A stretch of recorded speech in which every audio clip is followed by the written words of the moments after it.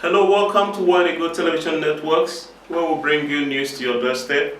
If you haven't subscribed, please do well to subscribe. If you have subscribed, please press the bell notification for further updates, because we promise to bring you door-to-door news that will bring you to a know and keep you informed of the activities going on in Nigeria and around the world.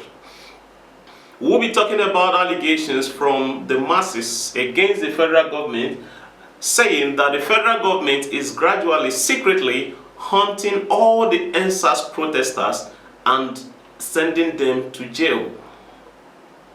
Recently, we heard, of course, what has been going on about the freezing of accounts.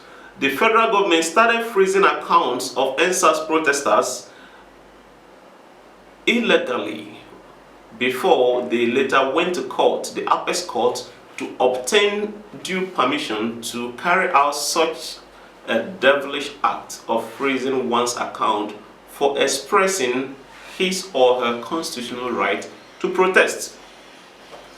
Of course, we want to listen to what one of the victims of EndSARS or account freezing has got to say. According to her, she said, "I'm not afraid. I'm only disappointed that this country will treat me this way. Nigeria is all I have, and I have a right to demand that it works for all of us, not just with influence, wealth, or a government position." This is from Rachel Oduala, who happens to be one of the victims that his account was frozen by the federal government. According to the Senate, the Nigeria Senate said that they are totally unaware of the activities of the Attorney General of the Federation as it concerns freezing accounts of protesters. The Nigerian Senate said that it is not aware of the CBN freezing the bank accounts of some leaders of the EndSARS protesters. The Senate made their stance, saying that they don't know anything about it and they don't in any way support such a devilish act by the Attorney General of the Federation. Senate's stance was made known by the chairman of its Committee on Judicial and Human Rights, Senator Opeyemi Bamidele, saying, "This is totally not part of what we bargained for, and we never supported it, and we will never support such acts." Let's know what you think about freezing of accounts, and we'll be bringing you the list of accounts frozen by the federal government, including the names of those account holders, and how bad it has been for the federal government to ask the youths to be calm, and now secretly arresting, detaining, and sending some of the EndSARS protesters to prison secretly without an open trial. Let us know what you think. Do you think this is good, or do you think this is trying to ignite another EndSARS protest that the federal government can never stand?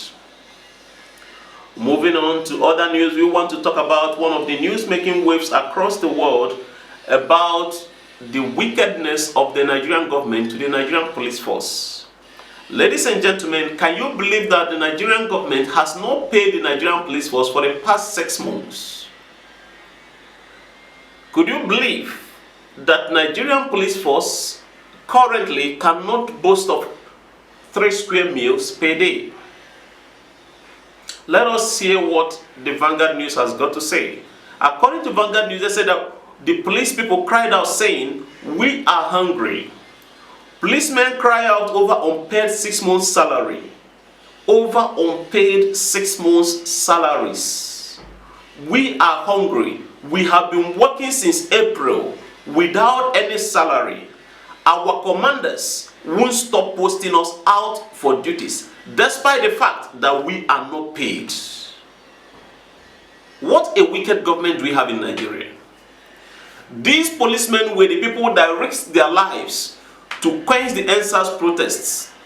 They went on the streets of Nigeria fighting the EndSARS protesters And finally, most of them lost their lives, most of them got injured.